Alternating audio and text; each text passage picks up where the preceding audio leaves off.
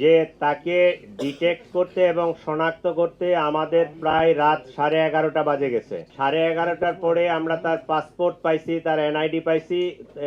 তাৎক্ষণিকভাবে আমরা ইমিগ্রেশন গুলোতে এই ইনফরমেশনটা দেই এবং ইমিগ্রেশনে তাকে ব্লক করা হয়। ঘটনার এতদিন পরে আমরা অনেক কিছু বিভিন্ন মিডিয়ার মাধ্যমে জানছি।